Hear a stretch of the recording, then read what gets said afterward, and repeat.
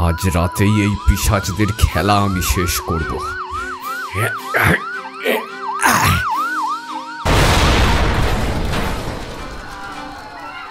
ইনকিলাব জিন্দাবাদ, ইনকিলাব জিন্দাবাদ, ইনকিলাব জিন্দাবাদ।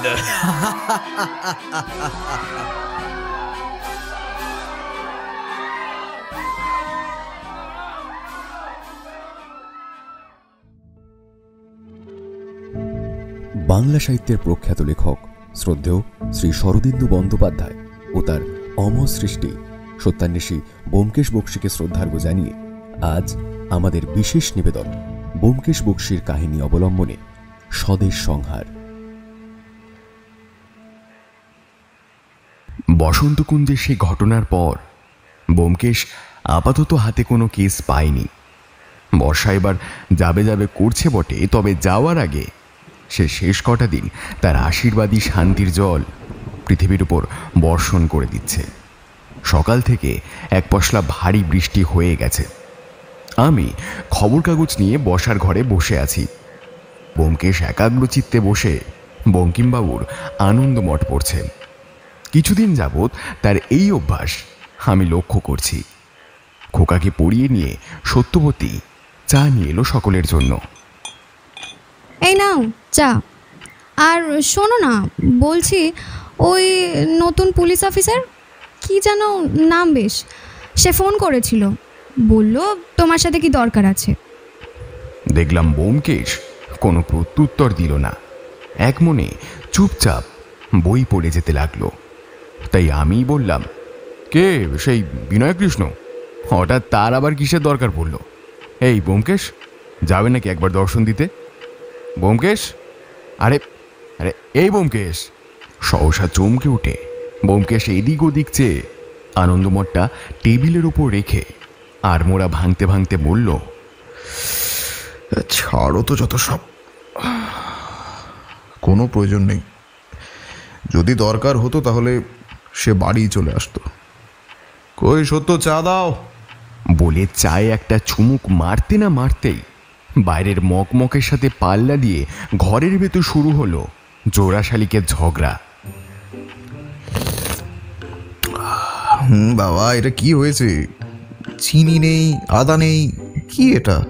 অমনি শুরু হলো ওনার আধিক্ষেতা। এটা নেই সেটা নেই, কই ঠাকুরপো তো কিচ্ছু বলো না।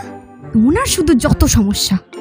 আমার প্রতি সত্যবতীর ইতিবাচক বাক্য বিনিময় হোক কিংবা এই দম্পতি কলহে ব্যোমকেশের পক্ষে আমার অংশগ্রহণ না নেওয়ার জন্যই হোক, দেখলাম ব্যোমকেশ কটমট করে আমার দিকে চেয়ে আছে।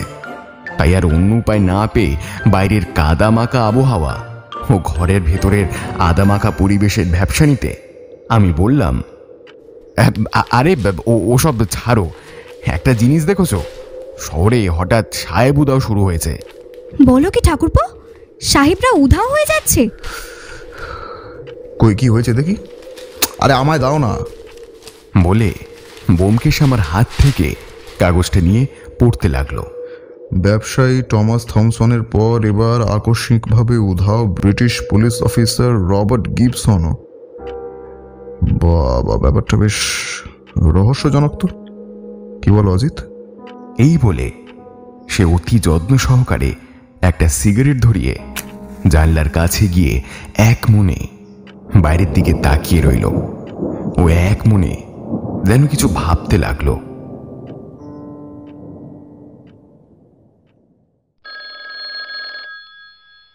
কি গো, কেউ টেলিফোনটা ধরো না, আমার হাত বাঁধা। আমি বসার ঘরেই ছিলাম, কিছু নতুন বই আনার জন্য লিস্ট বানাচ্ছিলাম। দেখলাম ব্যোমকেশই তার ঘর থেকে এসে টেলিফোনটা তুলল। ওদিকের কোনো কথা শুনতে পেলাম না বটে, তবে এদিকে ব্যোমকেশ কেবল 5টি কথা বলল, তবে চিরাচরিত বাংলায় নয়। দেখলাম এবারে সে বলল ইংরেজিতে। Now. Yes, we are coming. Yeah, sure. কথাগুলো শুনে ও তার মুখের অভিব্যক্তি দেখে বুঝতে পারলাম যে সে এবার বলবে বেরোনোর জন্য। তাই আমার দিকে তাকিয়ে এসে কিছু বলতে যাবে তার আগেই আমি বলে উঠলাম, বুঝেছি, বেরোনো হবে তো?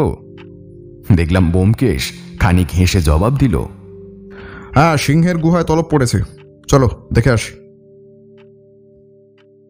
আমাদের যাত্রাপথে দেখলাম ব্যোমকেশ কোনো কথা বলছে না। আমি এতক্ষণে দুবার তাকে জিজ্ঞেস করে ফেলেছি যে কে ফোন করলো এবং আমরা যাচ্ছি কোথায়, কিন্তু প্রত্যুত্তরে ব্যোমকেশ কেবল একটা কথাই বলল, আরে চলোই না, গেলেই দেখতে পাবে। তাই আমি আর বেশি খোঁচা দিলাম না। গন্তব্যস্থলে পৌঁছাতে প্রায় 1 ঘন্টার মতন লাগলো। হয়তো আরও তাড়াতাড়ি পৌঁছাতাম, কিন্তু রাস্তায় ব্রিটিশ সরকারের বিরুদ্ধে স্বদেশীদের মিছিল বেরিয়েছে। কোথাও সাহেবদের কুশপুতুল, আবার কোথাও বিদেশি পণ্যদ্রব্য রাস্তায় ফেলে পোড়ানো হচ্ছে। দেখলাম ব্যোমকেশ এসবে খুব একটা মনোযোগ দিল না। গন্তব্যস্থলে এসে গেছি বুঝলাম যখন ব্যোমকেশ বলল, এই অজিত, এই দেখো, এই গুহায় পৌঁছে গেছে। আর বলছিলে না কে ডেকেছে? ডেকেছে হচ্ছে এই গুহার মালিক কেশরাজ থোড়ি, মিস্টার রিচার্ড। হ্যাঁ, রিচার্ড সাহেব মানে আমাদের এখানকার পুলিশ কমিশনার? হ্যাঁ ভাইয়া, তিনি। ইয়ে মানে কিন্তু তোমাকে তিনি মানে কি বলছো ব্যোমকেশ? এত দূরে এলে একটু ধৈর্য ধরো, চলো ভিতরে গিয়ে দেখি তিনি এই বঙ্গতনয়ের থেকে কি চান। চলো চলো চলো। ব্যোমকেশের এতক্ষণ ধরে রসিকতার আসল মানে আমি এতক্ষণে বুঝলাম।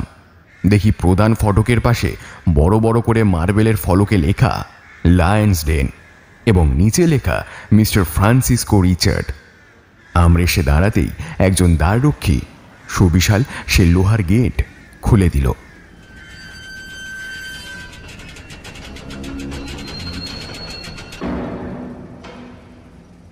ভেতরে ঢুকে আমি রীতিমতো বাকরুদ্ধ হয়ে গেলাম। এই যেন শহরের ভেতর আর এক ক্ষুদ্র শহর। প্রাসাদ সম শ্বেত পাথরের এক বাড়ি, তাকে ঘিরে এক মাঝারি আকারের বাগান, বাগানে নানান রকমের বাহারি ফুলের গাছ, বাগানের ঠিক মধ্যস্থলে একটি মার্বেলের ফোয়ারা। দেখলাম আমাদের দেখে বাগানে কর্মরত এক মালি আমাদের দিকে এগিয়ে এলো। বয়স আন্দাজ 50 ঊর্ধ্ব হবে, গালে কাঁচা পাকা দাড়ি, মাথার চুল খুব উস্কো খুস্কো, পরনে ধুতি ও একটি গেঞ্জি, কাঁধে গামছা। আমাদেরকে উদ্দেশ্য করে তিনি বললেন, আগে আপনারা? ব্যোমকেশ তাকে নমস্কার করে বলল, নমস্কার, আমি ব্যোমকেশ বক্সী, আর ইনি আমার বন্ধু অজিত বন্দ্যোপাধ্যায়। ব্যোমকেশের কথা শুনে লোকটি প্রতি নমস্কার করে বললেন, ও বা আপনারা? হ্যাঁ আসুন আসুন, সাহেব বলছিল আপনাদের কথা। আমার নাম রামদয়াল, সাহেবের দেখভাল আমি করি বাবুরা। আসুন আসুন, এইদিকে আসুন বাবুরা। এই বলতে বলতে সে আমাদের রিচার্ড সাহেবের বাড়ির অন্দরমহলে নিয়ে যেতে লাগলো। বাড়ির ভেতরটা দেখে মনে হবে যেন এক ছোটোখাটো মিউজিয়াম। মাথার উপরে প্রকাণ্ড এক ঝাড়, দেওয়ালে নানান অসাধারণ সব তৈলচিত্র, নানান রকমের বন্দুক ও পশুর চামড়া, এছাড়া আরও নানান অভূতপূর্ব শৈল্পিক জিনিসপত্র। বুঝলাম আইন প্রশাসন সামলানোর সাথে সাথে রিচার্ড সাহেব শিল্পকলারও যথেষ্ট গুণগ্রাহী। বসবার ঘরে ঢুকেই দেখলাম একজন অতি স্থূল প্রকৃতির ভদ্রলোক, গায়ের রং উজ্জ্বল ফর্সা, মাথায় সাদা চুল, একটি বেশ বড় সাইজের চুরুট মুখে দিয়ে তিনি খবরের কাগজ পড়ছেন। বুঝতে অসুবিধা হলো না যে ইনিই হলেন আমাদের মক্কেল মিস্টার ফ্রান্সিসকো রিচার্ড।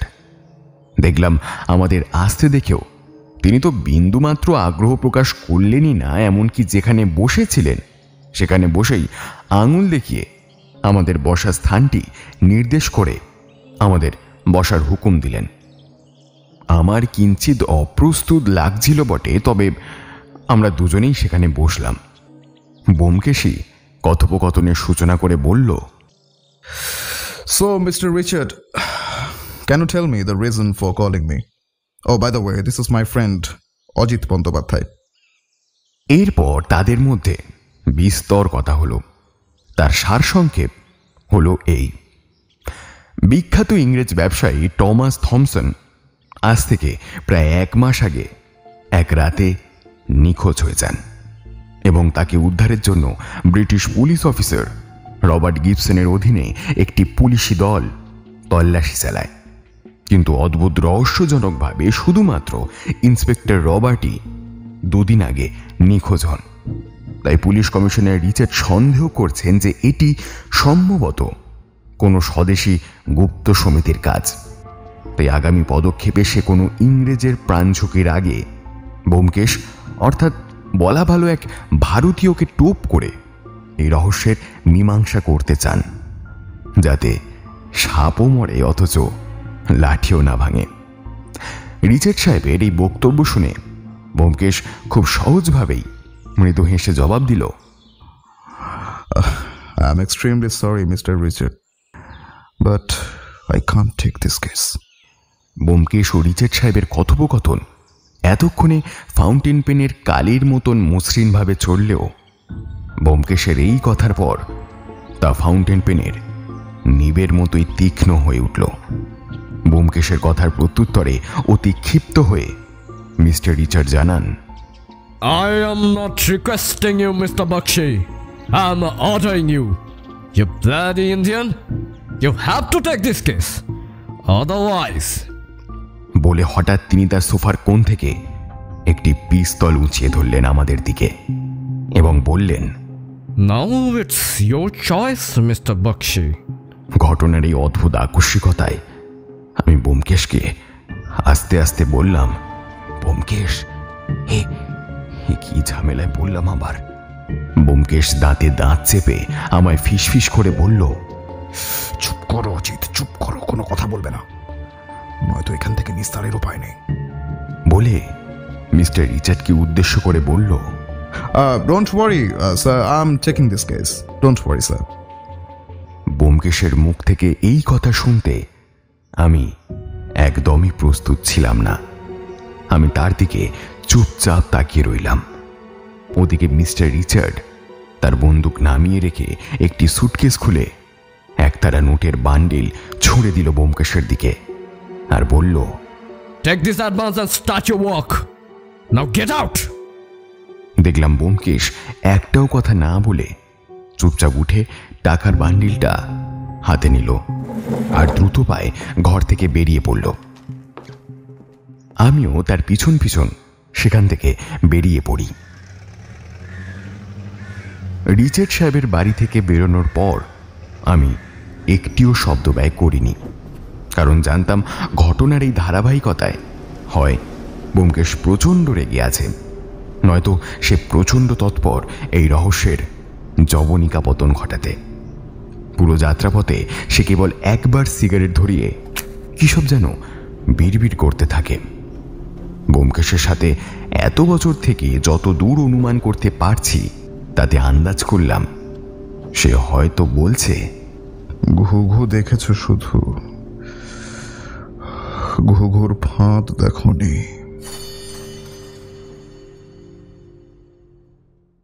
পরদিন সকালে এক কেলেঙ্কারি কাণ্ড ঘটে গেল। সূর্যদেব তখন সবেমাত্র দর্শন দিয়েছেন, তবে মেঘের আড়াল থেকে। বাইরে এখনো ঝিরঝির করে বৃষ্টি পড়ছে ও আসন্ন ভারী বৃষ্টির পূর্বাভাস স্বরূপ মেঘও ডাকছে। আমি ঘুম থেকে উঠে ঘরের দরজা খুলে বসবার ঘরে পা দিতে না দিতেই চমকে উঠলাম। দেখলাম অন্ধকার ও আলোর এক মসৃণ অন্তরালের মধ্যে ব্যোমকেশ চুপ করে কপালে হাত দিয়ে বসে আছে।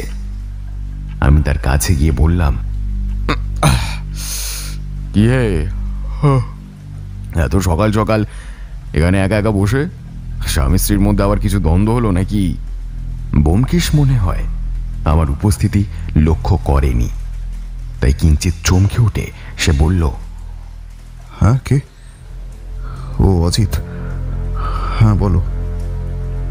কি ব্যাপার এখানে এরকম একা একা বসে? বলে আমি ঘরের লাইটটা জ্বালালাম। এতক্ষণ ধরে অন্ধকারে অভ্যস্ত হয়ে পড়ায় ব্যোমকেশ মৃদু চোখে আমার দিকে কেবল চাইল, আর কিছু না বলে সামনে পড়ে থাকা একটি খবরের কাগজ আমার হাতে দিয়ে বলল, মারাত্মক রকমের ফেঁসে গেছে অজিত, মারাত্মক রকমের। ব্যোমকেশের কথা মতো খবরের কাগজের নির্দিষ্ট স্থানে আলোকপাত করতেই আমি যা দেখলাম তাতে আমার চোখ যেন আপনা আপনি অন্ধকার দেখতে লাগলো। তাতে লেখা থমসন ও রবার্ট সাহেবের পর এবার নিখোঁজ হলো মিস্টার রিচার্ড। দুই বাঙালি ভদ্রলোক এসেছিলেন তার সাথে দেখা করতে, তবে তারাই কি এর সাথে জড়িত? তদন্ত করছে পুলিশ। খবরটা পড়েই আমি ধপ করে বসে পড়লাম। ব্যোমকেশকে উদ্দেশ্য করে বললাম, ব্যোমকেশ, এবার চক্রব্যূহের মধ্যে ঢুকে পড়েছি অজিত, চক্রব্যূহের মধ্যে। জানি না বেরোতে পারবো কিনা, তবে তবে তৈরি থাকতে হবে, বিপদ আসন্ন।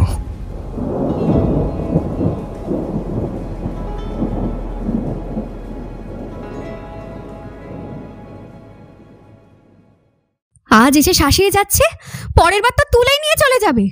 তুমি সেদিন এরকম চুপটি করে বসে থেকো। হ্যাঁ, আমি বুঝতে পারছি সত্য, আমি বুঝতে পারছি সবটাই, কিন্তু এই মুহূর্তে আমি কি করব তুমি বলো? হ্যাঁ, খবরের কাগজে এক এক দিন এক এক রকম লেখা বেরোচ্ছে আমাকে নিয়ে। আমি নাকি এসবের জন্য দায়ী? হ্যাঁ গো, তুমি কারোর সাথে কথা বলে টাকাটা দিয়ে এই কেসটা থেকে নিজের নামটা সরিয়ে নাও না গো, তাহলেই তো হয়। সত্য, তোমার কি মনে হয়? তোমার কি মনে হয় আমার মাথায় এই ভাবনা আসেনি? কিন্তু এইসব করতে গেলে আরো জড়িয়ে পড়বো আমি, তখন আর বেরোনো যাবে না। সে বুঝছি, কিন্তু এখন উপায় কি? উপায় একটাই। ব্যোমকেশের পুরো কথা শেষ হওয়ার মাঝেই হঠাৎ টেলিফোনটা বেজে উঠল। আমি গিয়ে টেলিফোনটা তুললাম। হ্যাঁ, কে? আপনি কে? আমি অজিত বন্দ্যোপাধ্যায়। আপনি কে? ও, অজিত বাবু, আমি ইন্সপেক্টর বিনয় কৃষ্ণ নস্কর। আশা করি মনে আছে, সেই যে বসন্তকুঞ্জে আলাপ হলো যে। বলুন, কি দরকার? বলছি, আপনার বন্ধুকে না একটু সাবধান করুন। দেখুন, সাহস ভালো অজিত বাবু, কিন্তু দুঃসাহস ভালো না। উনি কেবল নিজের নয়, সাথে কিন্তু আপনাদেরও বিপদ ডেকে আনছে। আচ্ছা মশাই, আপনি কি এটা বলতেই? হ্যাঁ, ভাবলাম একটু উপদেশই দিয়ে দিই। এবার নেবেন কি না নেবেন সেটা তো আপনাদের ব্যাপার। রাখি। হ্যাঁ, যত সব ফালতু ঝামেলা। কে গো ঠাকুরপো? আরে বই ইন্সপেক্টর নস্কর। হ্যাঁ, নস্কর? সে আবার কি বলছে? আরে না, ছাড়ো তো, তেমন কিছু নয়। ওই ওনার ফালতু টিপ্পনি তোমায় নিয়ে, যত সব। হাতি পাঁকে পড়লে পিঁপড়েতেও লাথি মারে। এই ব্যোমকেশ, সেসব ভেবো না, বাদ দাও। বলছি শোনো, আমার মতে বলে বৌঠান খোকাকে নিয়ে কিছুদিনের জন্য বাপের বাড়ি চলে যাক। এখানে থাকলে সমস্যা আরো বাড়বে, বই কমবে না। সুতরাং হ্যাঁ অজিত, তুমি ঠিকই বলেছো, বুঝলে। এই সত্য, তুমি বরং আজকেই বেরিয়ে পড়ো, হ্যাঁ, খোকাকে নিয়ে। এদিককার আবহাওয়া একটু ঠিক হলে আমি তোমাকে টেলিফোন করে সব জানিয়ে দেব। সে কি গো? না, তাই হয় না। এই অবস্থায় তোমাকে একা ফেলে। বৌঠান, তুমি সে ব্যাপারে ভেবো না, আমি আছি তো। তুমি নিশ্চিন্তে যাও, তোমার স্বামীর সব দায়িত্ব এখন আমার। দুপুরের খাওয়া দাওয়ার পরই সত্যবতী খোকাকে নিয়ে অনির্দিষ্টকালের জন্য রওনা দিল তার বাপের বাড়ি। যাওয়ার আগে সে আমায় বলে গেল, ওর দিকে একটু নজর রেখো ঠাকুরপো। খাওয়া দাওয়া ঘুম সব কমে গেছে, কোনো রোগটোগ না বাঁধিয়ে বসে ফের। তুমি ওকে দেখো কিন্তু। চলি।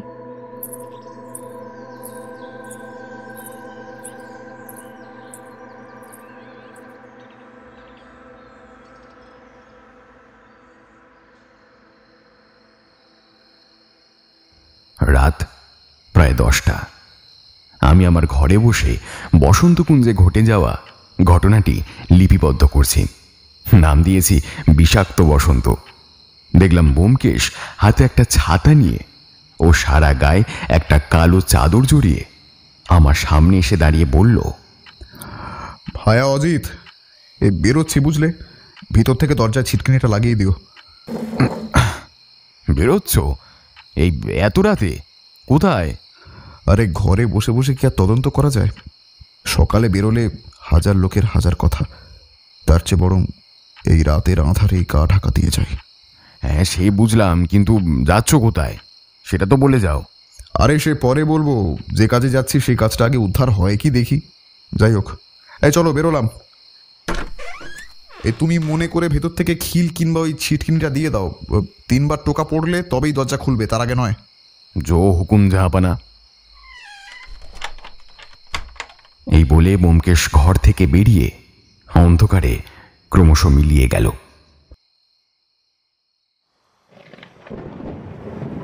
সেদিন রাতে ব্যোমকেশ বাড়ি ফিরল একদম মধ্যরাতে, প্রায় 3টে-4টে নাগাদ। আমি লিখতে লিখতে টেবিলেই তন্দ্রা দেবীর শরণাপন্ন হয়ে গেছিলাম। দেবীর মোহ কাটল যখন দরজায় 3 বার টোকা পড়ার শব্দ শুনলাম। বাইরে দেখি তখন ঝমঝম করে বৃষ্টি পড়ছে, আর তার সাথে পাল্লা দিয়ে তেমন মেঘও ডাকছে। দরজা খুলতেই দেখি ব্যোমকেশ ছাতা হাতে একেবারে কাক ভিজে হয়ে দাঁড়িয়ে আছে।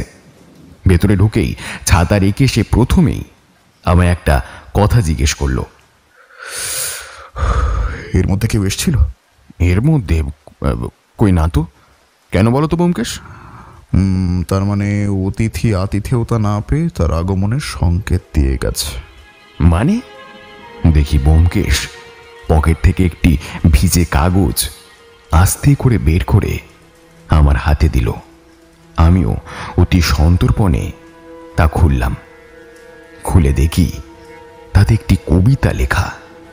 লেখা আছে, ঘনিয়ে আসছে সেই দিন যেদিন কলকাতা হবে বক্সিহীন।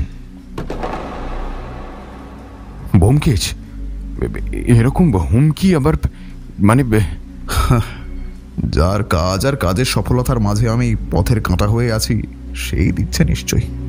কিন্তু কে? হ্যাঁ সেটা তো সময়ই বলবে। চলো ঘরে চলো আপাতত। পরের দিন দোকানে কিছু বই আসবে বলে আমিও আর কথা না বাড়িয়ে চুপচাপ দরজা দিয়ে ঘরে ঢুকে গেলাম। বই আসার কথা ছিল সকাল 9টায়, তাই আমি যথারীতি সকাল সকাল উঠে স্নানাহার সেরে যখন ব্যোমকেশকে ডাকতে গেছি দেখি সে তখনও ঘুমাচ্ছে।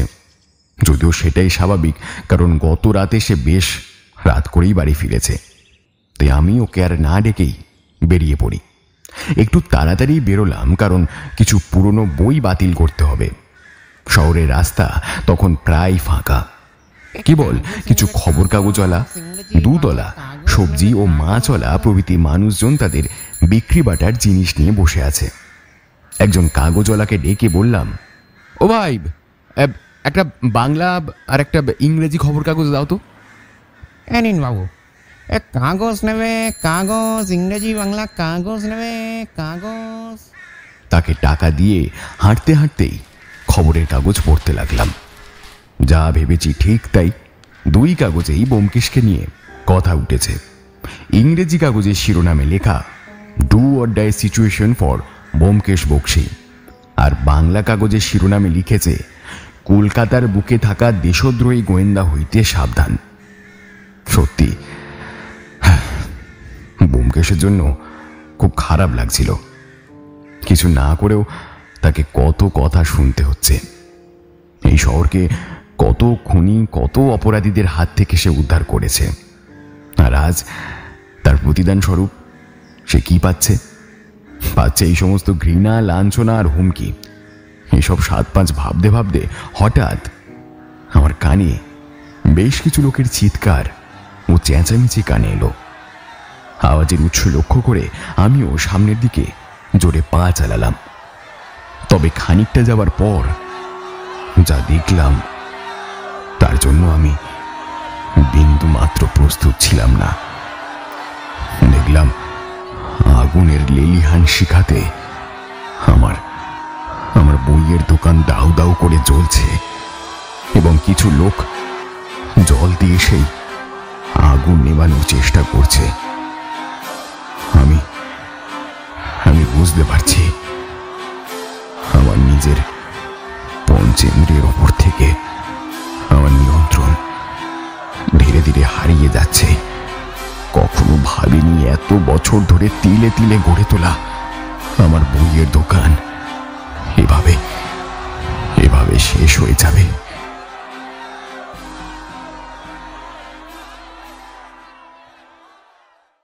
না না না, অনেক হয়েছে ব্যোমকেশ, অনেক হয়েছে। আর না, তুমি কি আদৌ বুঝতে পারছো যে জল কতদূর গড়াচ্ছে? চুপ করে বসে থেকো না ব্যোমকেশ, এবার কিছু বলো। শোনো অজিত, শোনো, শান্ত হও। আমি তো চেষ্টা করছি নাকি, একটু সময় লাগবে, একটু সময় লাগবে, আমাকে একটু সময় দাও। সময়? কিসের সময়? আর কত সময় লাগবে তোমার? আমার বইয়ের দোকান পুড়ে গেছে ব্যোমকেশ বক্সী। তুমি কি সেটা আদৌ বুঝতে পারছো? আমি ভীষণ দুঃখিত অজিত, আমি ভীষণ দুঃখিত, কিন্তু এর জন্য আমি কি করতে পারি বলো, তুমিই বলো। আমি বলবো? কেন কেন আমি কেন বলবো? সত্যান্বেষী তুমি, কেস নিয়েছ তুমি, খুনি আসামিদের সাথে ঝামেলা তোমার, আর বইয়ের দোকান পূর্বে আমার। বাহ বক্সী বাবু, বাহ, কি সুন্দর হিসাব না? তুমি কি বলতে চাইছো? আজকের এই ঘটনাটার জন্য আমি দায়ী? 100 বার তুমি দায়ী ব্যোমকেশ, 100 বার দায়ী। তোমার এই সত্যান্বেষণ করে সংসারে কটা টাকা দাও তুমি? কখনো হিসাব করেছো? বেশিরভাগ খরচই তো আসে আমার বইয়ের দোকান থেকে। সত্যান্বেষণ? শহরে ওরকম কত গোয়েন্দা ঘুরে বেড়াচ্ছে। চুপ করো অজিত, চুপ করো।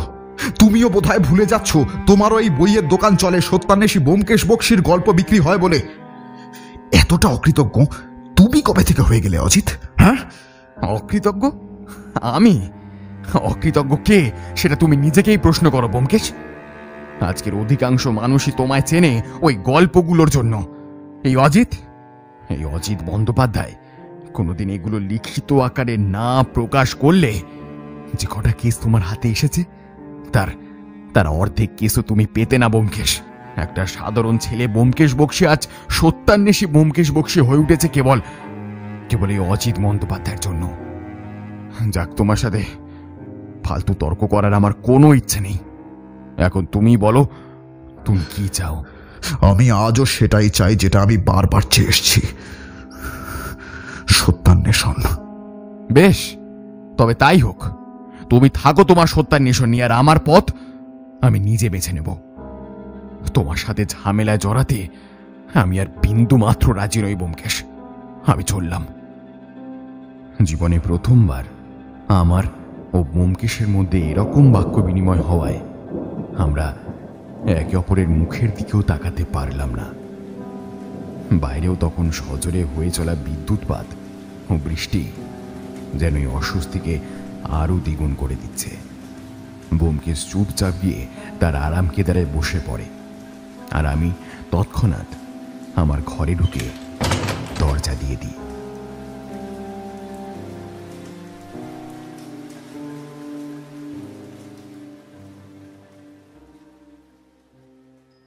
ব্যোমকেশের সাথে এই তদন্ত চলাকালীন আর কোনো কথাবার্তা বা দেখা সাক্ষাৎ আমার হয়নি। দুজনের মধ্যে সেদিনের সেই বাকযুদ্ধের পর আমি সেদিন রাতেই আমার ট্রাঙ্ক গুছিয়ে কেয়াতলার বাড়ি ছেড়ে বেরিয়ে যাই, আর আস্তানা নিই প্রায় 10 কিলোমিটার দূরে এক ভদ্রলোকের ভাড়া দেওয়া মেস বাড়িতে। বাড়ি থেকে বেরোনোর সময় আমার প্রতিনিয়ত মনে পড়ছিল সত্যবতীর বাড়ি থেকে বেরোনোর আগে সেই কথাগুলো। ওর দিকে একটু নজর রেখো ঠাকুরপো। খাওয়া দাওয়া ঘুম সব কমে গেছে, কোনো রোগ টোক না বাঁধিয়ে বসে আবার। তুমি ওকে দেখো কিন্তু। হ্যাঁ, চলো। কিন্তু এতক্ষণে অনেক দেরি হয়ে গেছে। ব্যোমকেশ আর আমার পথ এতক্ষণে সম্পূর্ণরূপে আলাদা হয়েই গেছে। তাই তদন্তের পুরো দায়িত্বে ছিল স্বয়ং ব্যোমকেশ, এবং তদন্ত শেষে তার আমাকে বলা কথাগুলোর মাধ্যমেই আমি পুরো ঘটনাটি আপনাদের বলছি। ব্যোমকেশ প্রায় প্রতি রাতেই ছদ্মবেশে কলকাতার বিভিন্ন স্থানে ঘুরে বেড়ায়, কারণ গুপ্ত সমিতিদের গুপ্ত আড্ডার খবর পাওয়া। তবে বেশ কিছু গুপ্ত সমিতি ও তাদের কার্যকলাপের ব্যাপারে জানলেও কোনোভাবে সে রহস্যের এই জট ছাড়াতে পারছে না। এরই মধ্যে একদিন সে যখন ভোর রাতের দিকে বাড়ি ফিরছে, সে দেখল দরজার সামনে আবারও একটি কাগজের টুকরো মুড়ে পাথর চাপা দিয়ে রাখা। ব্যোমকেশ ভারী সন্তর্পণে সেটিকে তুলে নিয়ে দেখল তাতে লেখা রয়েছে, রানী মাতার 3টি ছেলে রইল বাকি তিনটি, সত্য সেদিন প্রকাশ পাবে। মরবে যেদিন প্রত্যেকটি। ব্যোমকেশ কাগজটিকে নিয়ে নিজের আসন্ন ভারী বিপদের কথা একবার মনে করে ঘরে ঢুকে পড়ে এবং সজোরে দরজা দিয়ে তদন্তের সূত্রে মনোনিবেশ করে। সেই বদ্ধ দরজা হয়তো ততদিন খুলত না যতদিন সে কিছু একটা সূত্র পায়। তবে তার ক্ষুরোধর বুদ্ধি বলে ব্যোমকেশ পরের দিন দুপুরের মধ্যেই হয়তো রহস্যের জট কিছুটা হলেও ছাড়াতে সক্ষম হয় এবং তক্ষণে সে দরজা খুলেই খুবই উত্তেজিত স্বরে চেঁচিয়ে ওঠে, এই অজিত, অজিত পেয়ে গেছি অজিত। কিন্তু প্রত্যুত্তরে অন্যান্য বারের মতন কোনো সারা শব্দ না পাওয়ায় সে ক্ষণিক মুচকি হেসে একটা সিগারেট ধরিয়ে মনে মনে বলে ওঠে, চক্রবুহের ভিতর ঢুকেছি যখন, বেরোবো তো তখন নিশ্চিত। শুধু একটু সময়ের অপেক্ষা, একটু সময়।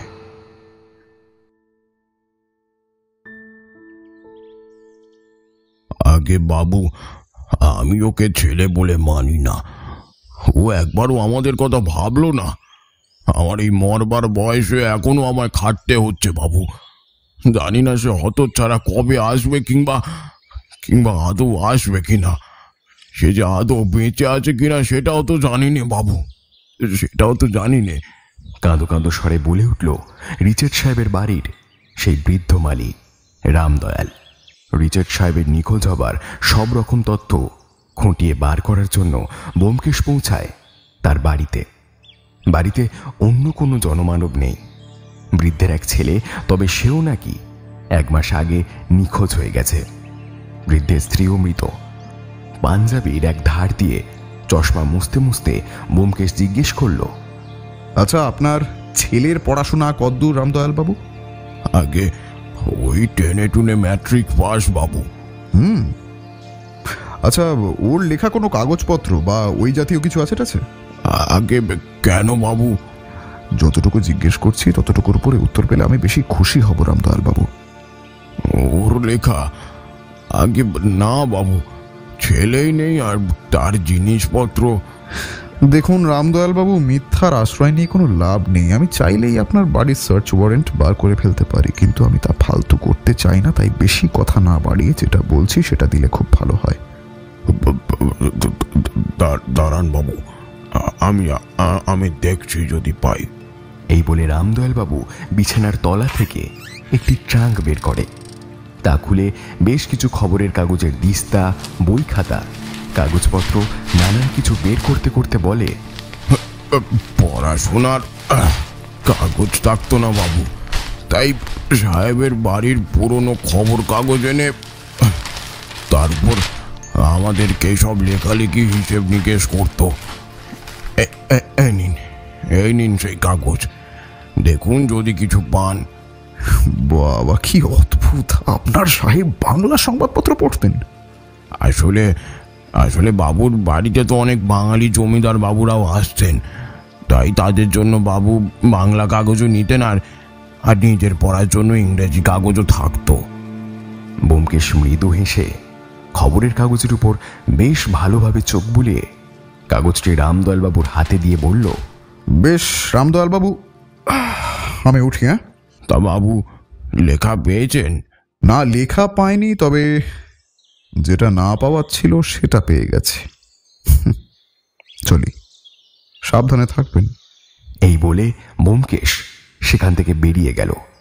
তবে বাড়ি সে গেল না। দুপুরে সেই তপ্ত রোদে সত্যান্বেষী ব্যোমকেশ বক্সী লড়ে যেতে লাগলো এক রাশ অপমান, এক রাশ প্রশ্ন ও নিজের আত্মস্পৃহার সম্মান রক্ষার জন্য। কলকাতার অলিগলি থেকে যে নিঃসঙ্গ একাকী সত্যান্বেষণের যাত্রা শুরু হয়েছিল, আজ এত বছর পরে সেই সত্যান্বেষী যেন তেমনই আবার ঘুরে বেড়াচ্ছে শহরের প্রত্যেকটি অলিতে গলিতে, সত্যান্বেষণের শেষ বিন্দুতে পৌঁছাবার জন্য। কারণ সত্যান্বেষণ যে শুধু তার পেশা নয়, নেশাও বটে।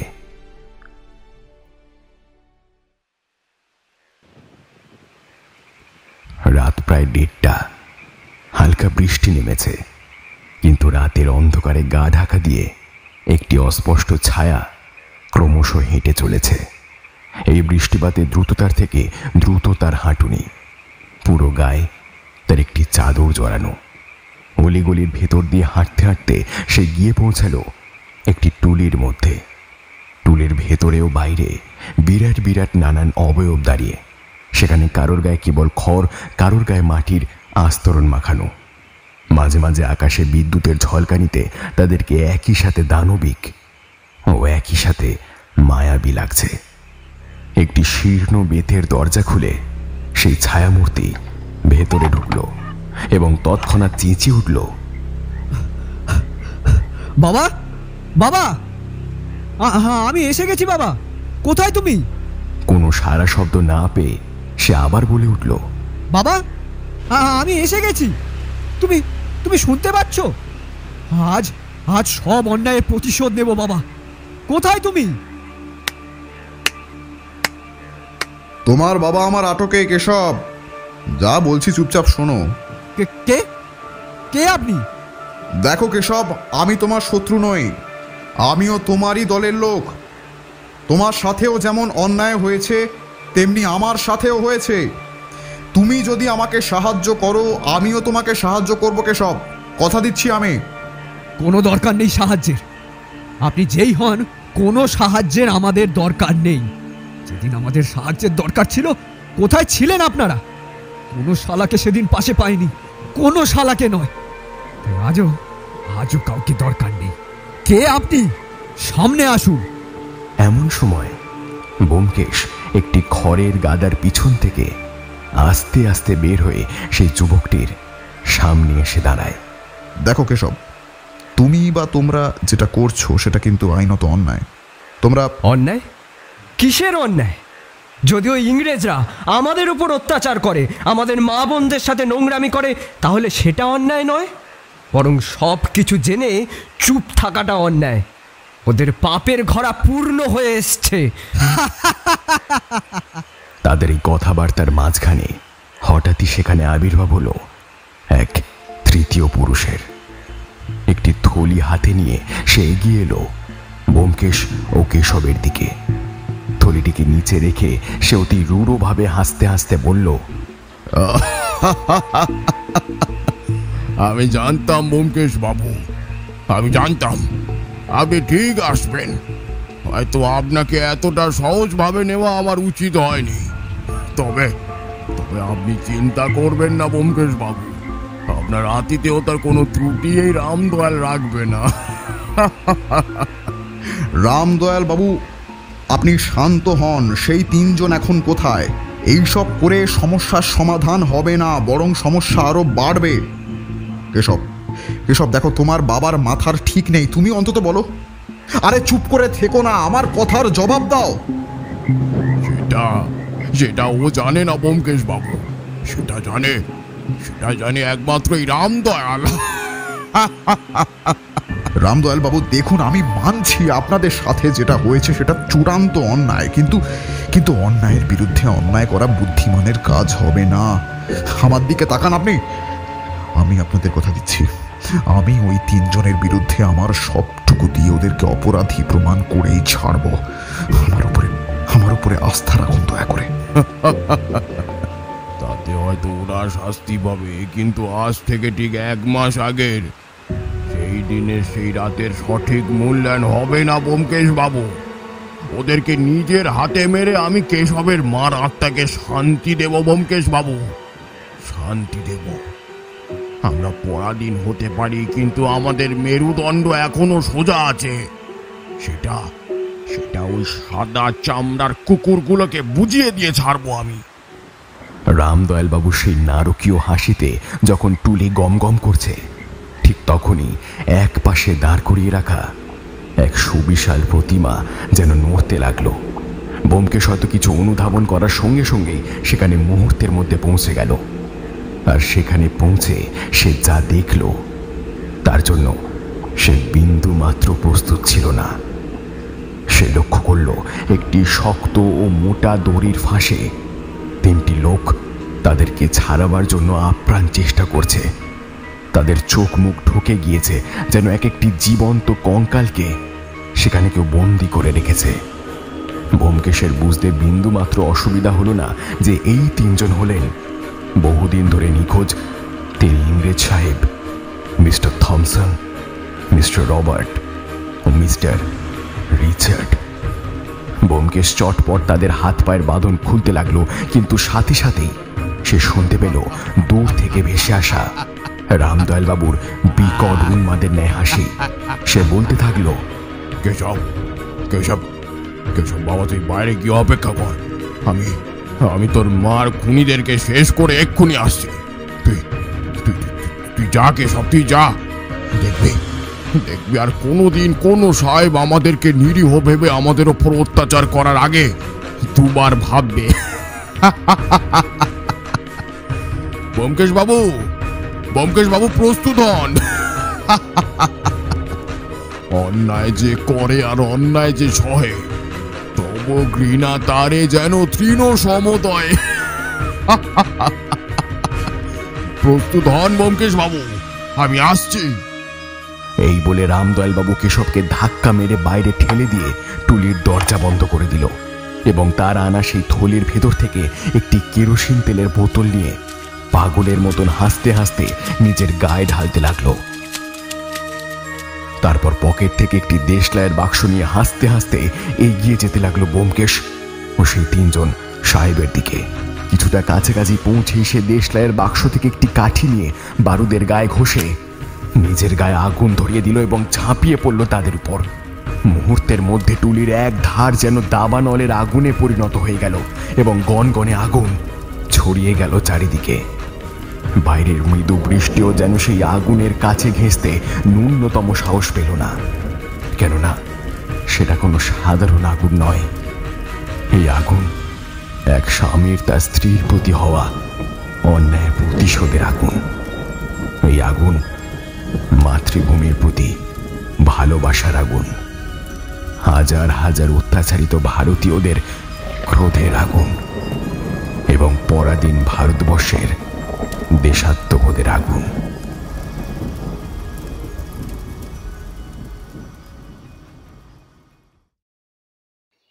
এই নতুন মেজবাড়িতে আসার পর থেকে বাড়ি থেকে সেরকম একটা বেরোনো হয় না। কোনো চেনা জানা কেউ নেই আর দোকানপাটও নেই, তাই সারাক্ষণ লোন ও ইন্স্যুরেন্সের নানান জাঁতাকলের কাগজের মধ্যে দিয়েই সময় অতিবাহিত করতে হয়। তাই বহির্জগতের জানলা উন্মুক্ত হয় একমাত্র ওই খবরের কাগজের মাধ্যমে। টুলিতে ঘটে যাওয়া অগ্নিকাণ্ডের ঘটনার দুদিন পর যতক্ষণে না বাড়িতে খবরের কাগজ এলো, ততক্ষণ আমি বিন্দুমাত্র আঁচ করতে পারিনি যে শহরে এত বড় একটা কাণ্ড ঘটে গেছে। তবে সাংবাদিকদের কাব্যরসিকতায় পুরো ঘটনাটি অনুমান করতে পারলেও সঠিক সিদ্ধান্তে উপনীত হওয়া বিন্দু মাত্র সম্ভব হলো না।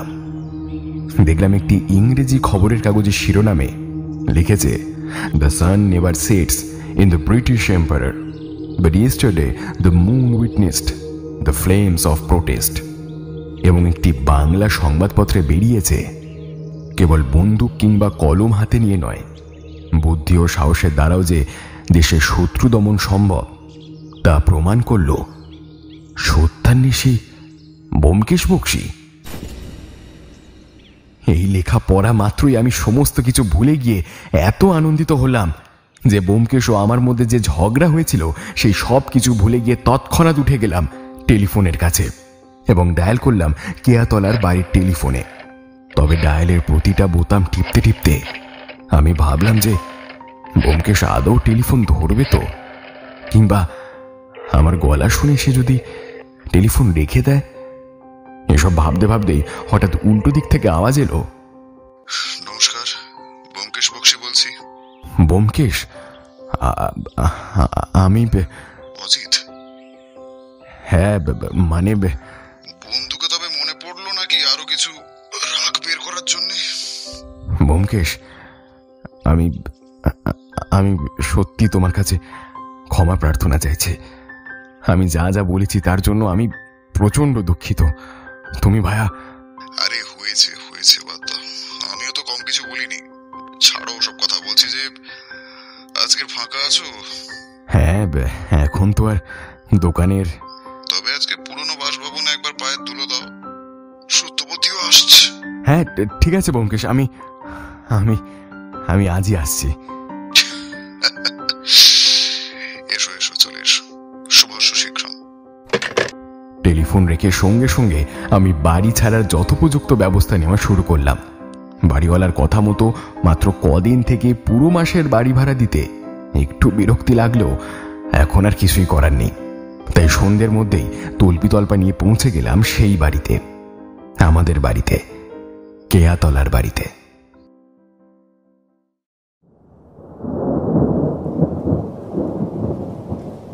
বাইরে হালকা বৃষ্টি ও চায়ের সাথে সূচনা হলো আমাদের সান্ধ্য বৈঠকে। ব্যোমকেশ পেয়ালায় দ্বিতীয়বার চা ঢেলে সিগারেট ধরালো। আস্তে আস্তে ধোঁয়া ছেড়ে অলস কণ্ঠে বলতে লাগলো, এই রহস্যের চাবি হচ্ছে খবরের কাগজ। খবরের কাগজ? হ্যাঁ, খবরের কাগজ। তবে গোড়া থেকেই বলি, ঘটনার সূত্রপাত হয় 1 মাস আগের এরকমই এক বর্ষার রাতে। রামদয়ালবাবু রিচার্ড সাহেবের বাড়ি থেকে কাজ সেরে যখন ফেরেন, তখন তিনি দেখেন এক সাহেব মদ্যপ অবস্থায় তার স্ত্রীর সাথে নোংরামি করছে এবং তার ছেলে প্রাণপণে তার মাকে বাঁচানোর চেষ্টা করছে। রিচার্ড সাহেবের বাড়িতে কাজ করার দরুন রামদয়ালবাবু সেই সাহেবকে চিনতে পারেন। কে? ব্যবসায়ী টমাস থমসন? একদমই তাই।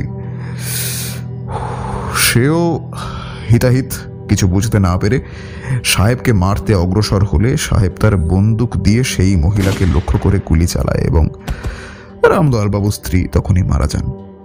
তাই ছেলেকে বাঁচানোর জন্য তিনি তখনই সেখান থেকে কেশবকে নিয়ে পালিয়ে যান। কেশবকে এক গুপ্ত সমিতির হাতে তখনই তুলে দেন এবং তখনই এসে থমসন সাহেবকে লোপাত করেন।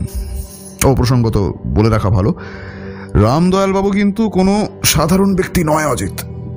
সাধারণ ব্যক্তি নয় মানে? তিনি একজন স্বদেশী। দেশলাইয়ের বাক্সে সাধারণ কাঠিদের মধ্যে লুকিয়ে থাকা তিনি একজন মারণ কাঠি ছিলেন। কিন্তু অদৃষ্টের কি নিষ্ঠুর পরিহাস দেখো অজিত। যাকে নিয়োগ করা হয়েছিল একজন ইংরেজকে মারার জন্য, সে নিজের আত্মবলিদান দিল নিজের তৈরি আগুনে। ভাবো একবার। তবে একজনকে নয়, 3জন ইংরেজকে নিয়ে। কিন্তু তুমি এত কিছু কিভাবে জানলে? ধৈর্য ধরো ভায়া, ধৈর্য ধরো, সবুরে মেওয়া ফলে।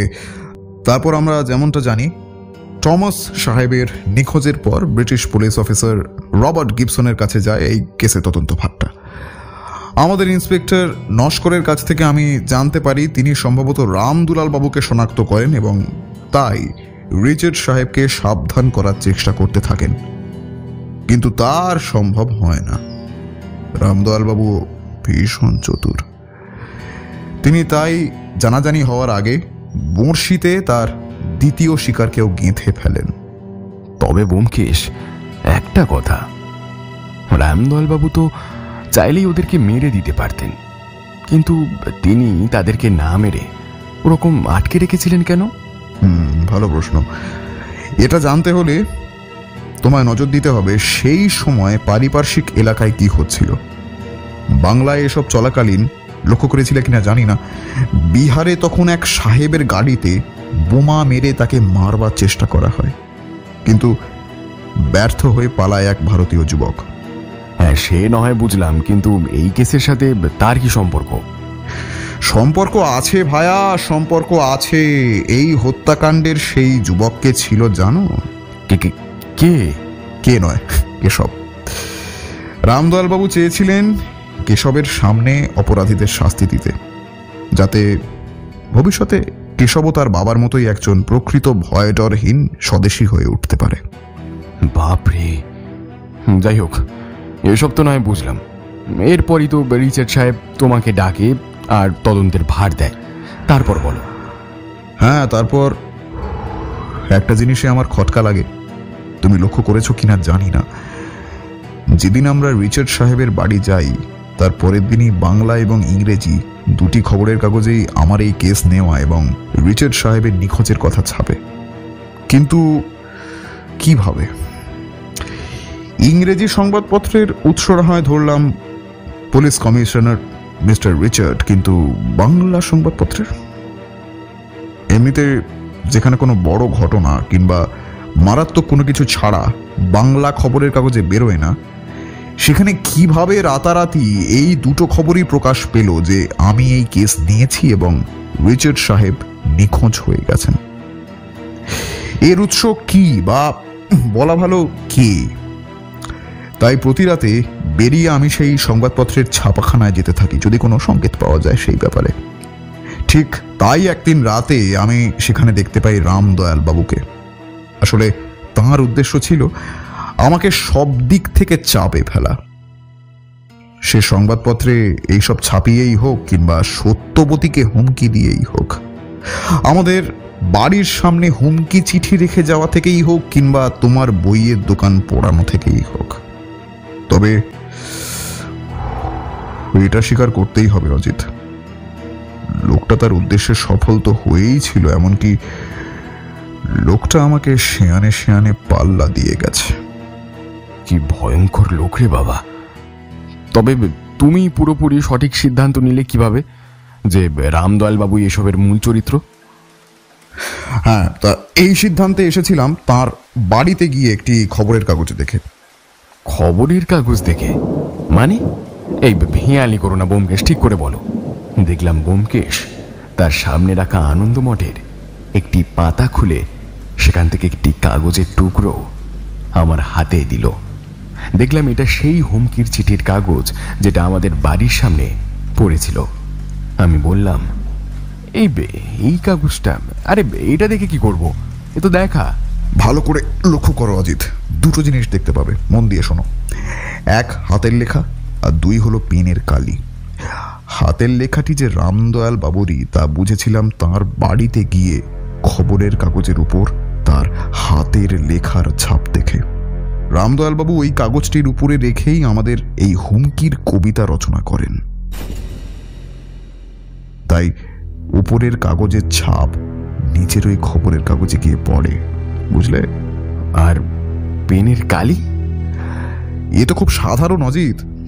অতক্ষণ ধরে বৃষ্টিতে ভিজে কাগজ পাতলা হয়ে একদম সেঁতিয়ে গেলেও দেখো পেনের কালি কিন্তু তখনও ওঠেনি, এমনকি এই যে এখনো না। রামদয়ালের কাছে এত দামি পেন থাকা কিঞ্চিত সন্দেহজনক বলাই চলে, কিন্তু এই সন্দেহকে বাস্তবতা দান করে রিচার্ড সাহেবের কলম। রিচার্ড সাহেবের কলম? হ্যাঁ অজিত, রিচার্ড সাহেবের কলম। তোমার মনে নেই রিচার্ড সাহেবের বাড়ি যেদিন আমরা গিয়েছিলাম সেদিন রিচার্ড সাহেবের জামার পকেটে একটা দামি পেন ছিল, এবং আমি নিশ্চিত যে সেই দিন রাতে তাকে অপহরণ করার সময় রামদয়াল বাবু সেই পেনটি তার থেকে নিয়ে নেন। চমৎকার ব্যোমকেশ, তুমি তো সত্যি। আরে দাঁড়াও দাঁড়াও, উতলা হয়েও না বৎস, অসুর দমন পালা যে এখনো বাকি। হ্যাঁ বলো বলো, শিগগির বলো।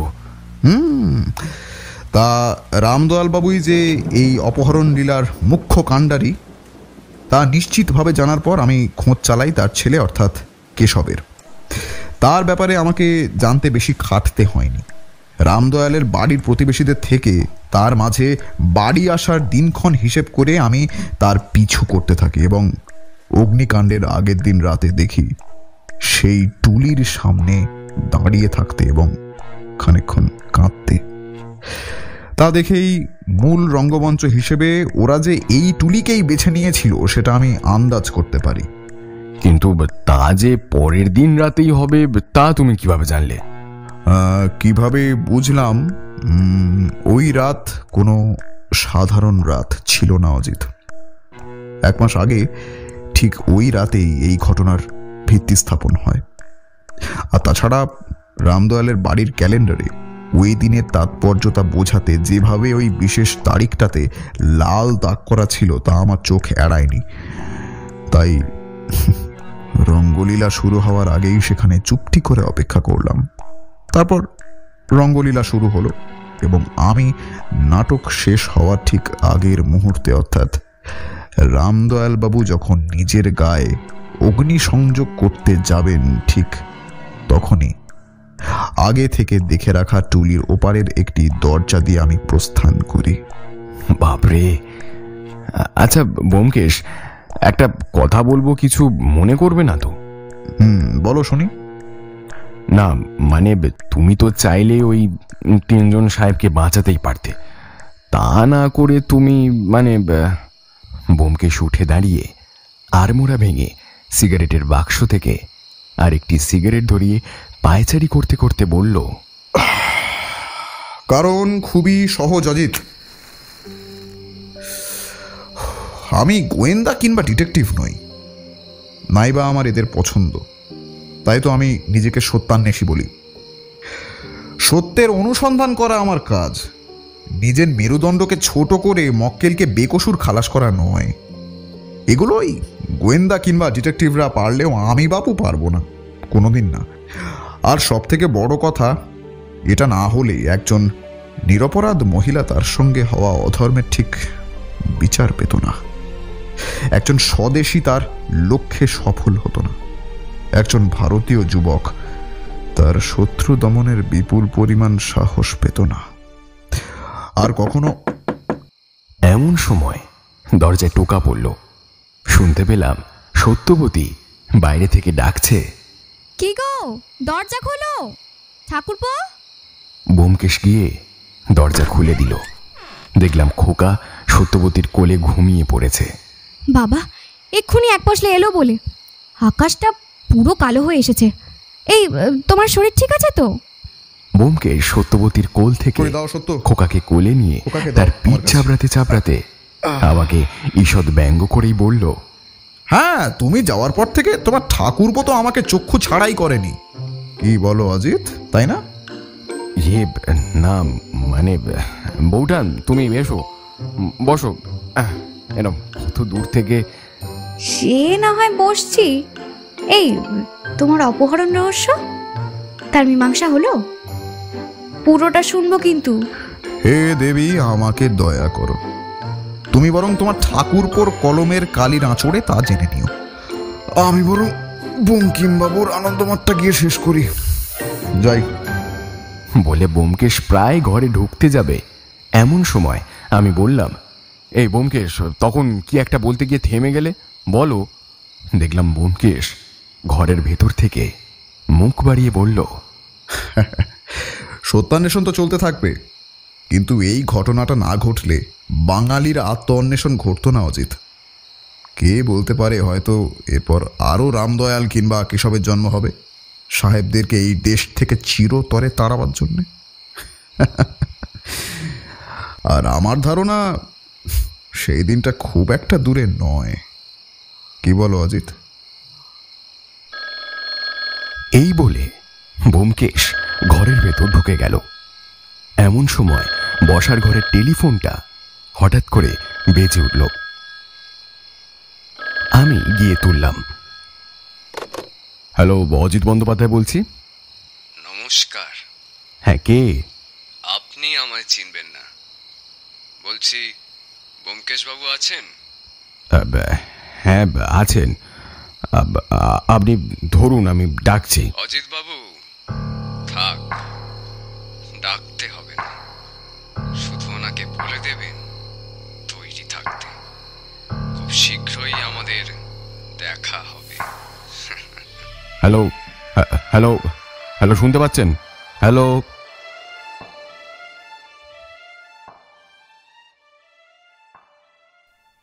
শেষ হলো আমাদের আজকের নিবেদন, ব্যোমকেশ বক্সীর কাহিনী অবলম্বনে স্বদেশ সংহার। কেমন লাগলো আমাদের আজকের নিবেদন তা অবশ্যই জানান আমাদের কমেন্ট বক্সে। গল্পটি ভালো লাগলে এটিকে লাইক করুন, শেয়ার করুন, আর হ্যাঁ, চ্যানেলটিকে সাবস্ক্রাইব করতে কিন্তু একদম ভুলবেন না। আপনিও যদি আপনার লেখা গল্প আমাদের পাঠাতে চান তবে মেইল করুন আমাদের ডেসক্রিপশন বক্সে দেওয়া মেইল আইডিতে। আমরা আবারও হাজির হব এমন নানান ভিন্ন স্বাদের গল্প নিয়ে। ততদিন stay safe and stay tuned into মৌলিক এই মিডিয়া।